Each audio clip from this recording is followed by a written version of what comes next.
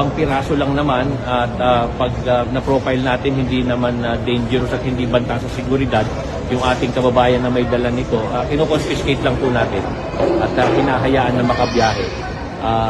So yun po yung ating pulisiya na ginagawa. Kasi yung iba naman po, sasabihin nila na hindi nila alam, pero upon investigation and questioning, pag nagtanong sa kanilang mga kapamilya, inilagay ng kanilang kapamilya dahil parang safe daw yung ating mga kababayan dahil anting-anting nga ito. Meron po mga ganong cases na hindi nila alam na may naglagay na ibang kapamilya nila.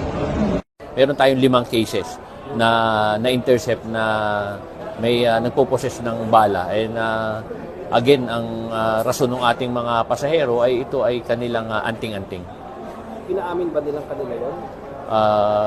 Yung iba inaamin nila pero yung iba hindi nila inaamin kasi pan-investigation naman pag alis nila ng bahay, yung ibang cases nilalagay nung kanilang kapamilya. Kasi naniniwala nga tayong mga Pilipino na yung ilang piraso ng bala ay anting-anting.